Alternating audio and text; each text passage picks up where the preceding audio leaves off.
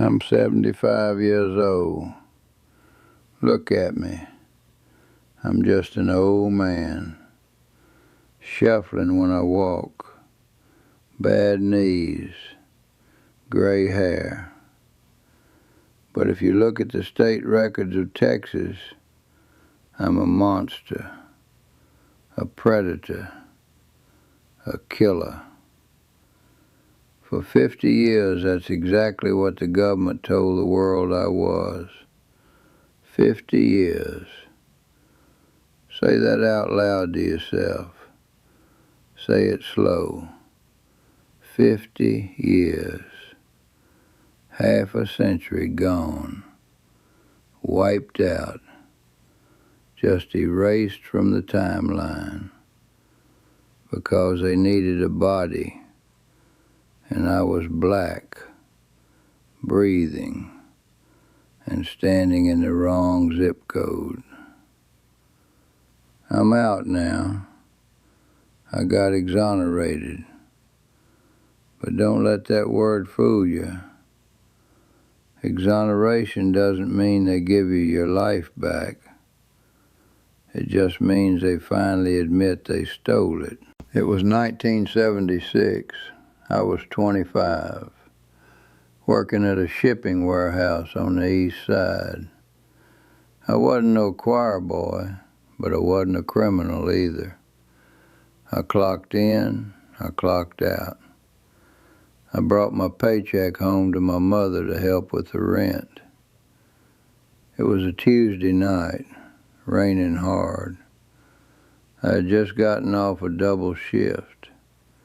I was walking to the bus stop.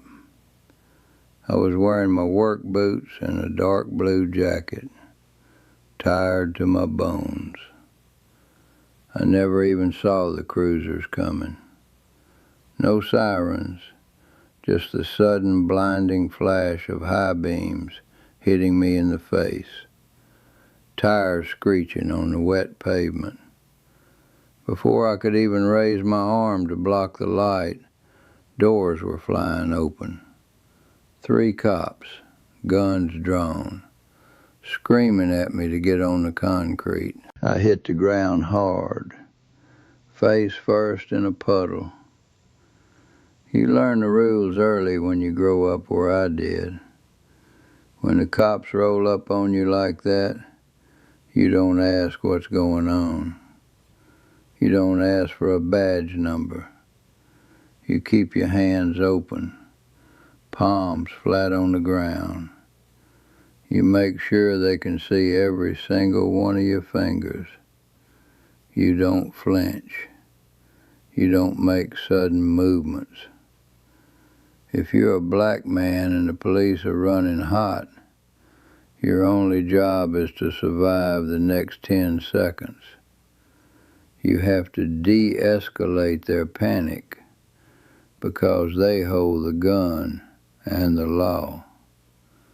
They slammed a knee into my spine, yanked my arms back. The cuffs bit into my wrist so hard my fingers went numb immediately. I didn't say shit because I know how this goes. You complain, you get a baton to the ribs for resisting. They dragged me up and threw me against the hood of the cruiser. The metal was freezing. They searched my pockets, found my wallet, my warehouse ID, $2, and my keys. "We got him," the big one said. He didn't even look at my ID. He just looked at my face. They shoved me in the back of the car. We drove in silence for 20 minutes. I sat there shivering, thinking it was a mix-up. I thought somebody robbed a liquor store near the warehouse, and I just fit the general description. Tall, black, wearing a jacket. That's all it ever takes. I figured I'd get down to the precinct. They'd see I was at work all day, and they let me go with a warning not to walk around at night. I was naive. I was so damn naive. They took me to an interrogation room. No windows. Smelled like stale sweat and cheap coffee. Bolted me to the chair. I sat there for 3 hours before anyone walked in. They do that on purpose. They want you exhausted. They want you scared. 2 detectives finally walked in. One took his jacket off and tossed it on the table. The other just stood by the door staring at me. "You messed up bad this time, boy," the one at the table said. I told them I didn't know what they were talking about. I told them I was unloading pallets all day. I told them to call my supervisor. The detective laughed, a real dry, ugly laugh. He leaned in close. He smelled like cigarettes and peppermint. "We don't need to call nobody. We know what you did on 4th Street. I didn't even know where 4th Street was. I told him that. Then he dropped the pictures on the table. A white woman, dead in an alleyway, stabbed. It was a brutal scene. Blood everywhere. I looked away. I felt sick to my stomach. "You followed her from the station," the detective said. He wasn't asking. He was telling a story. "You wanted money. She fought back. You panicked." I shook my head. I told him no. No, I was at work. Check my time card. Check my boots. There's no blood on me. There's no weapon on me. I didn't do this. I've never seen this woman in my life. The guy by the door finally spoke. "We got a witness. Saw a tall black man running from the alley. We got your footprint. We got your fingerprints on her purse. It's over. Just sign the confession and we'll tell the DA to take the death penalty off the table." It was a lie, all of it. They didn't have fingerprints. They didn't have footprints. But they had a dead white woman in a good neighborhood, a terrified public, and a mayor breathing down a police chief's neck to make an arrest before the weekend. They didn't care about finding the real killer. They cared about closing the case. And I was a convenient body. I was a scapegoat. I was disposable. I refused to sign anything. I sat there for 18 hours. They yelled. They threatened me. They kept me awake. They told me they were going to make sure I got the chair.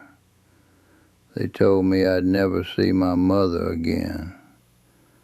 I just kept repeating my name and where I worked. I held on to the truth like a life raft, thinking the truth actually meant something in a police station. It doesn't. They charged me with first-degree murder. I got a public defender. His name was Peterson. I remember his name because I hated him for a long time. I met him exactly twice before my trial. 10 minutes each time in the county jail holding area. He looked at me with this tired, annoyed expression, like I was a waste of his afternoon. He didn't ask about my alibi. He didn't care about my time card. He just kept pushing me to take a plea deal. Take 40 years, he said. If we go to trial, they'll fry you. I told him I wasn't pleading guilty to something I didn't do. I demanded a trial. I believed in the system. I thought a jury of my peers would see the lack of evidence and send me home. Trial started a year later, 1977. I walked into that courtroom and my heart sank into my boots. The jury box, 12 people, all white, older folks mostly. They looked at me and I saw it in their eyes before the judge even hit the gavel. I was already guilty to them. I was a young, large black man sitting at the defense table for killing a white woman. The evidence didn't matter. The narrative was already written in their heads.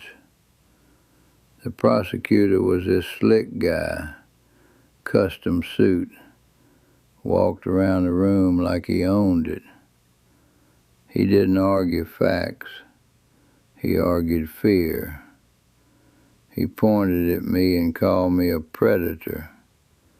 He called me an animal.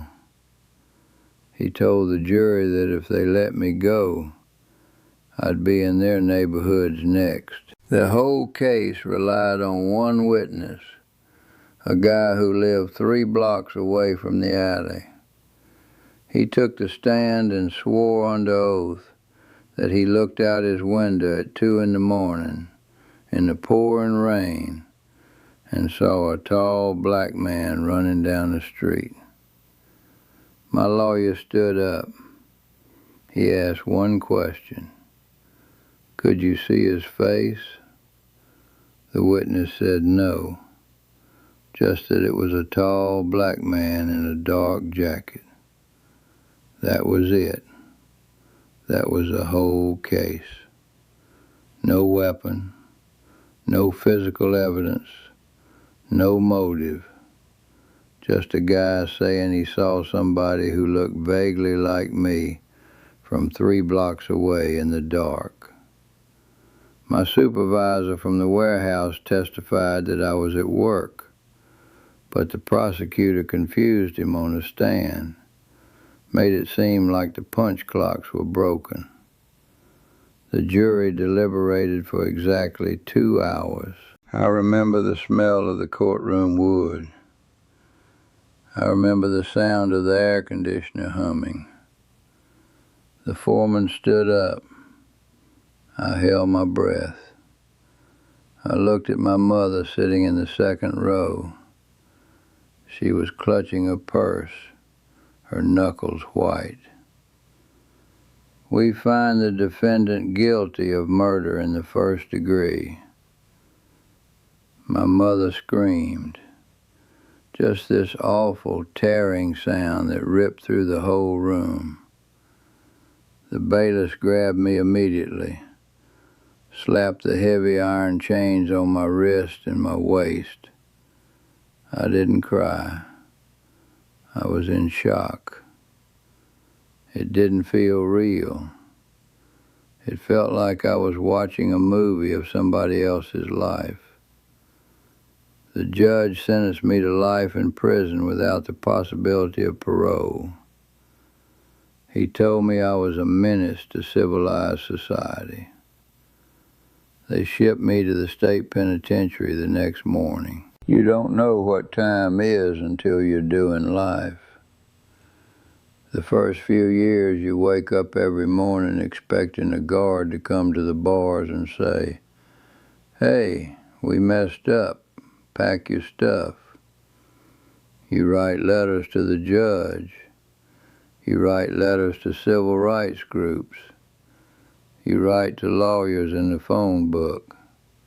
You beg. You explain the time card. You explain the rain. You explain the lying witness. Nobody writes back. Prison in the late 70s was a war zone. You either fought or you became a victim. I had to do things I ain't proud of just to keep breathing. I got scars on my back and my arms that tell stories I don't ever want to talk about. You learn to sleep with one eye open. You learn that kindness is a weakness. You turn your heart into stone because if you don't, the despair will eat you alive. The hardest day of my life wasn't the day I was convicted. It was a Tuesday in 1984, 8 years into my sentence. The chaplain called me to his office. He didn't even look me in the eye. He just handed me a piece of paper, a telegram. My mother had a stroke. She passed away. I asked if I could go to the funeral, even in shackles, just to say goodbye. The warden said no, security risk. I went back to my cell, a 6x9 concrete box. I sat on my steel bunk and I broke. I cried until I threw up. She spent her last dime trying to hire a private investigator for my case. She died broke, stressed, and heartbroken. The state of Texas didn't just lock me up. They killed my mother. They put her in the ground just as sure as if they had pulled a trigger. After that, something in me died too. I stopped writing letters. I stopped fighting. I just existed. The decades blur together. The 80s ended, the 90s started. I watched the world change through a fuzzy communal television in the day room. I saw the space shuttle explode. I saw the Berlin Wall come down. I saw cell phones get invented. I saw the internet happen. All while I was sitting in the same cafeteria, eating the same gray meat, walking the same dirt yard. I got old. My hair went from black to gray, then to white. I lost teeth. My knees gave out from standing on concrete for 30 years. I became an old man in a cage. And every single night I went to sleep knowing the real killer was out there. Living a life, getting married, having kids, eating a hot meal, driving a car, and I was paying his tab. I made peace with dying in there. I really did. I figured they'd carry me out in a pine box and bury me in the prison yard with a number on a metal plate. Then came 2018. A letter showed up. Real legal paper, not the cheap stuff. It was from an Innocence Project down in Austin. Some young law students had picked up my case file as a class project. They noticed discrepancies in the original police reports. They dug up the old evidence boxes from the precinct basement. Turns out, the cops had physical evidence they never showed the defense. They had fingernail scrapings from the victim. They had a bloody towel found in a dumpster a block away. They knew it wasn't my blood type back in 1976. They knew it. They buried it in a cardboard box for 42 years because it didn't fit their narrative. The Innocence Project filed the motions. They got the DNA tested with the new technology. It took another 5 years of legal fighting. 5 more years of sitting in a cell while lawyers argued over paperwork. Finally, they matched the DNA. It belonged to a serial burglar who was active in that exact neighborhood in the 70s, a white guy. He had died of liver failure in 1999. They brought me back to the same courthouse. I was in a wheelchair this time because my back was so bad. Same room, different judge, different prosecutor. Everything looked the same, but I was 50 years older. The district attorney stood up. He didn't look at me. He looked at the judge. He mumbled something about new evidence and said the state was vacating the conviction. That was it. No apology. No, we are so sorry we stole your entire existence. No, we're sorry we let your mother die in grief. Just some legal mumbo-jumbo, a slam of a gavel, and a deputy taking my handcuffs off. I was free. They gave me a trash bag with my prison clothes, a bus ticket, and a check for $200. $200 for 50 years of my life. That's $4 a year. That's what a black man's life is worth to the system when they break it by mistake. I walked out the front doors of the courthouse. The sun was so bright it hurt my eyes. The world outside is terrifying to me now. Everything is too fast. The cars look like spaceships. Everybody is walking around staring at these little glass screens in their hands, not looking where they're going. The grocery store gives me panic attacks. There are 40 different types of cereal. I stand in the aisle and I start sweating. I don't know how to use a smartphone. I don't know how to use the internet. I feel like an alien on my own planet. I don't sleep in a bed. I can't. The mattress is too soft. It feels wrong. I sleep on the floor of my tiny apartment. I still wake up at 4 in the morning, expecting the klaxon alarm to ring. I still keep my hands visible when I walk past a police car. The trauma doesn't get vacated with a court order. The fear is baked into my bones. I'm angry. I ain't going to stand here and preach about forgiveness. I don't forgive them. The detectives who framed me, they retired with full pensions. They went fishing. They played with their grandkids.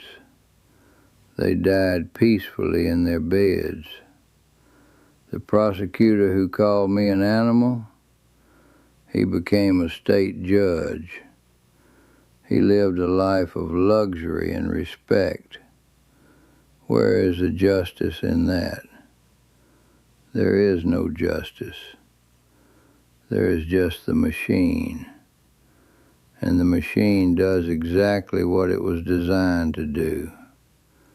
It grinds up people like me to keep the illusion of safety for people like them. I didn't fall through the cracks of the system.